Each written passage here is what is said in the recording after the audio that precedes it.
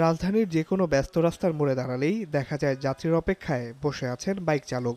যার প্রয়োজন দরদাম করে বাইক চালকের পেছনে সওয়ার হন তিনি। তবে যার দরদামে পোষায় না, আরেক বাইকের দিকে এগিয়ে যান তিনি। কিন্তু এমন হওয়ার কথা ছিল না।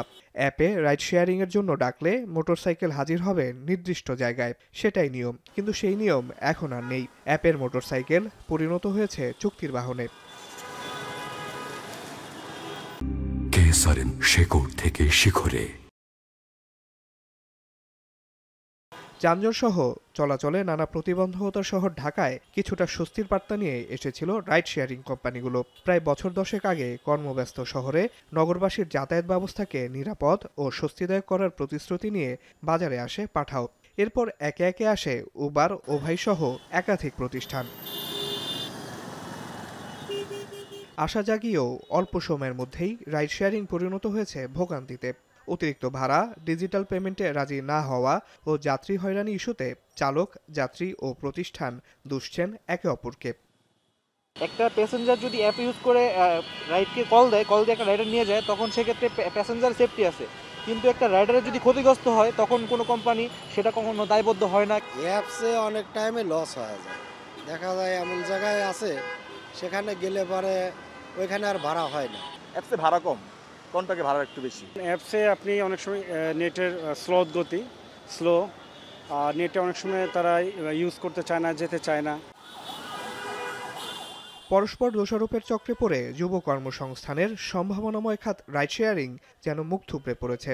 যাত্রী কল্যাণ সমিতির তথ্য মতে যানজটের এই নগরীতে প্রায় 5 লাখ এবং সারা দেশে প্রায় 12 লাখ মোটরযান রাইড শেয়ারিংয়ে যুক্ত, যার অধিকাংশই অ্যাপের বিপরীতে চলে চুক্তিতে। যাত্রীরা বলছেন, বাইক চালকরা অ্যাপ ব্যবহার না করায় একদিকে যেমন ক্ষতিগ্রস্ত হচ্ছে রাইড শেয়ারিং প্রতিষ্ঠান, তেমনি গ্রাহক সেবা নিয়েও জবাবদিহিতার বাইরে থাকছেন তারা।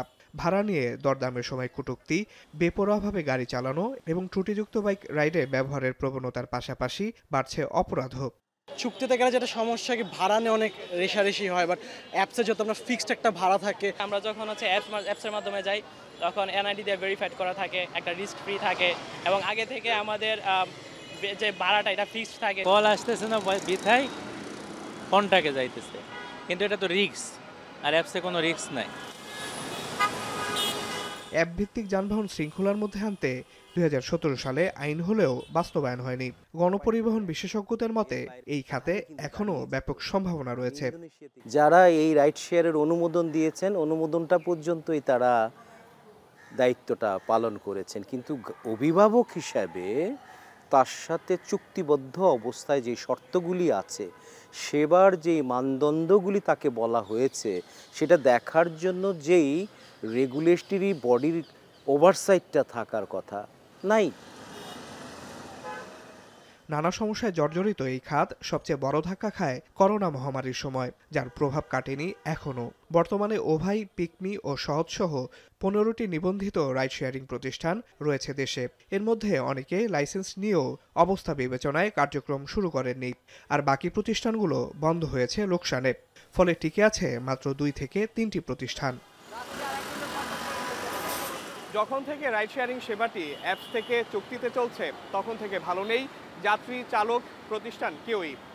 সংশ্লিষ্টরা বলছেন, এই সেবাটিকে কাঙ্ক্ষিত জায়গায় নিয়ে যেতে প্রয়োজন আইনের কঠোর প্রয়োগ আর সম্মিলিত উদ্যোগ। আসিফ ইকবাল খান, এখন, ঢাকা।